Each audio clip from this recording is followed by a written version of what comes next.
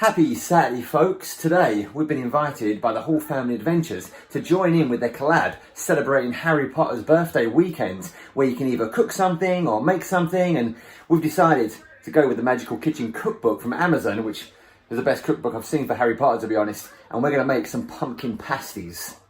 So the reason why we've chose this particular cookbook is because look at the pages and the detail and the way it looks. Looks pretty cool, right?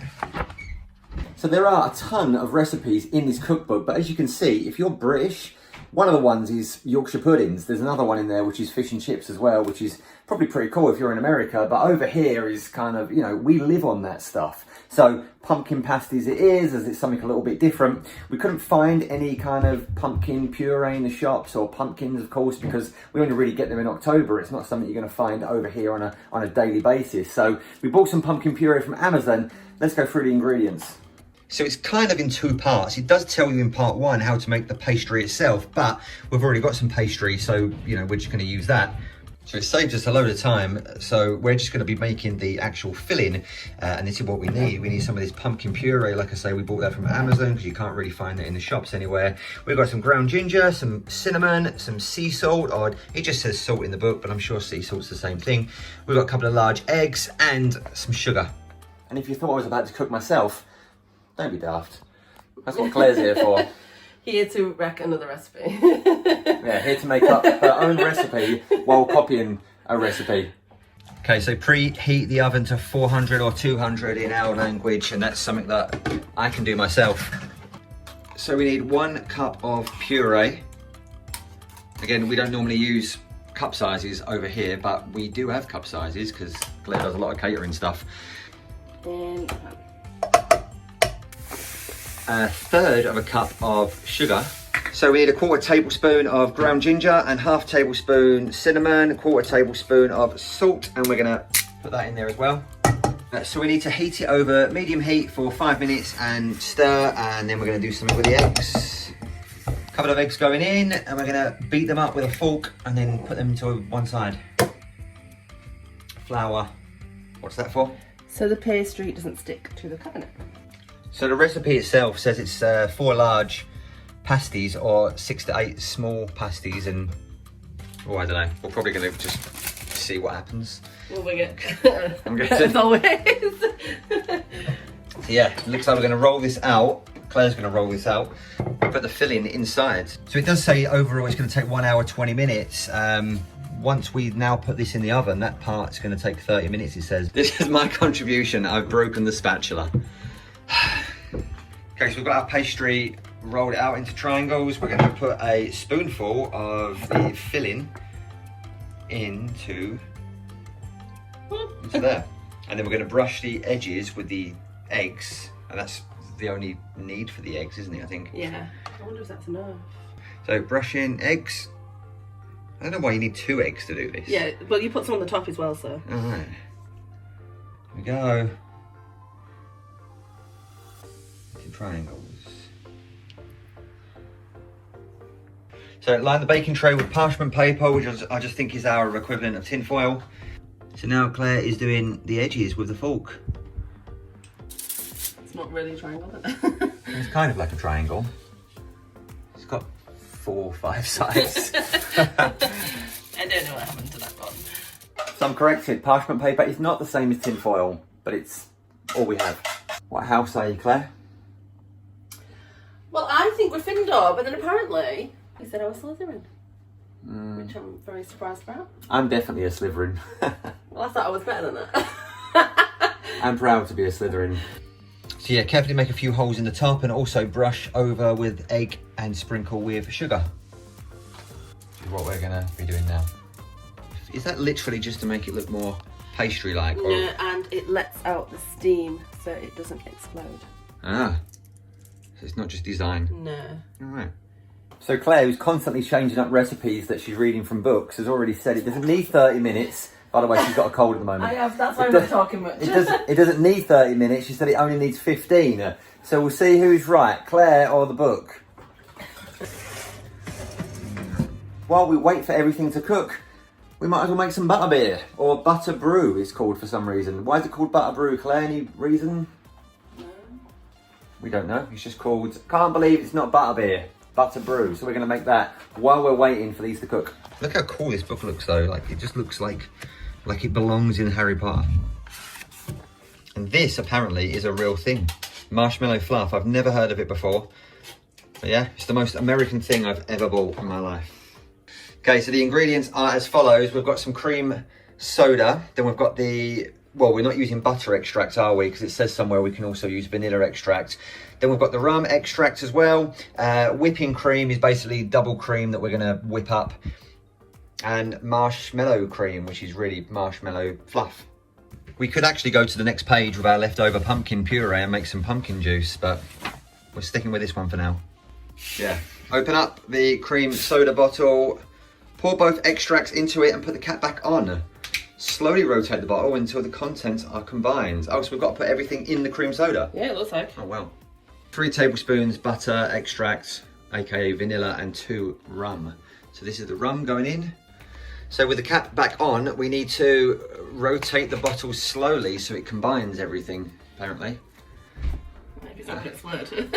Oh, like that? Oh. It's gonna explode. And also, slowly is in big capital letters. So that must be there for a reason. So there we go. It's the makings of Butterbrew.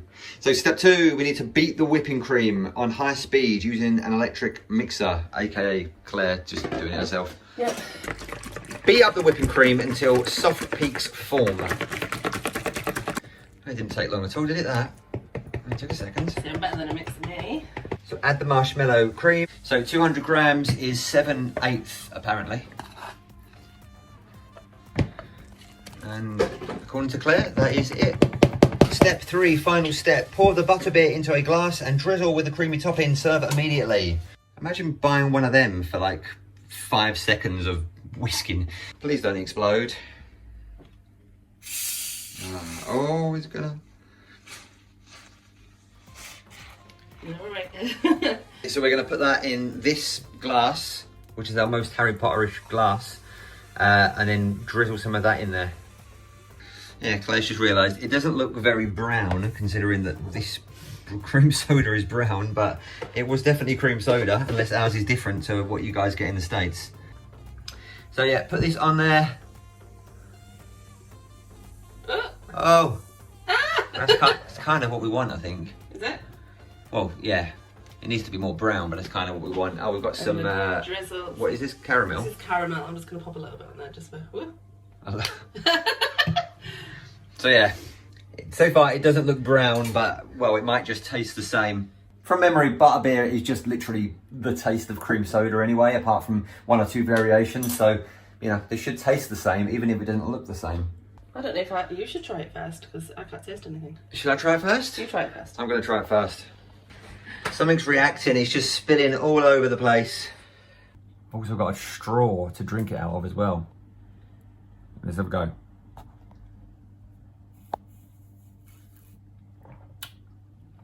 Yeah, it's cream soda. Apart from the colour, I mean, it is, well, I mean, you can't taste anything else other than cream soda, in my opinion.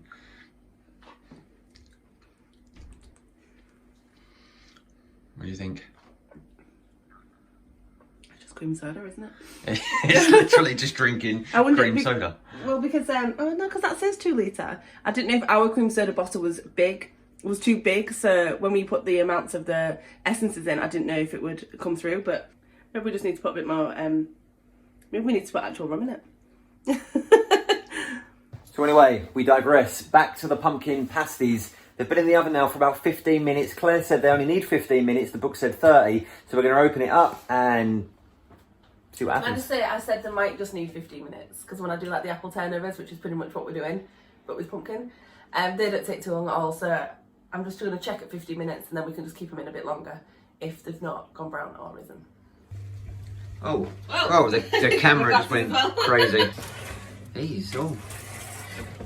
You might be right. I think 30 minutes might have been too long. Why do you sound shocked? Of course I'm right. So yeah, according to the book, they look like that. And apart from obviously being triangle and not a semicircle. I think they look good. Yeah. Apart from this little one where it's a bit creepy. That was the one that was a bit of a weird shape. So I couldn't get it to stick down as well. I'm happy with that. So we've never had these pumpkin pasties before, but they say serve warm or cold, so we'll probably just leave it 5 minutes and then we'll eat one. Claire wants to put some of this Butterbrew on top of the pumpkin pasties. No, it's just the cream for them. Oh, just the cream? Whipped cream and vanilla fluff. The cream is really nice, so I think it would actually go really nice as a side for the pumpkin pasties. Can I have a pumpkin pasty, please? No idea what that's in reference to. That was my bad impression of Cho Chang asking for a pumpkin pasty on the train. So never had one of these pumpkin pasties before. Taste test time, let's go. That was all pastry. Big chunk. Oh, hot. Burn my mouth on the pumpkin. Okay, maybe wait longer than about 5 minutes before you eat it. So that would be the inside of it. It's super hot right now. Don't do what I just did. Okay, I'm gonna try. I can't really taste much. I'm cold, but you can see what we think.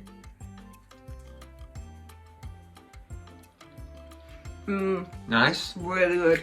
You can taste a lot of the cinnamon, and I absolutely love cinnamon. Yeah. It's really nice. I'm just gonna dip it in the cream and see if that works. I thought it would, so let's just try.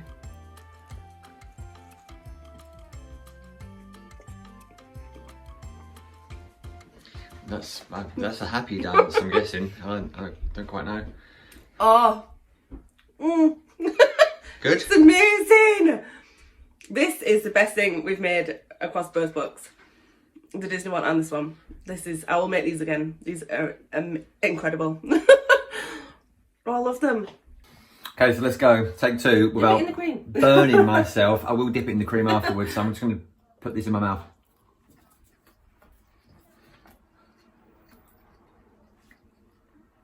Yeah, I like it. Definitely something I'd eat again. Okay, with the cream, let's try. Better with the cream. Right? They're nice. It takes it to like a full, like another level. It's amazing. I love it. I approve. So as far as the butterbeer or Butterbrew is concerned, I kind of take it or leave it really. It's basically cream soda. You can taste 1 or 2 ingredients in there, but for some reason, I don't know if it just didn't come out right or if it is what it is. But pumpkin pasties, that's the way forward. So make sure you guys go and check out all of the other videos in this collab. They'll all be in the description down below. There's going to be a few good ones there. Definitely, we're going to enjoy eating, well, feasting on these pumpkin pasties because we might make another load. I'm literally about to go get the other pastry out of the freezer. These are amazing. Yeah, these are winners. I feel more like a wizard already. So until next time, let's chip.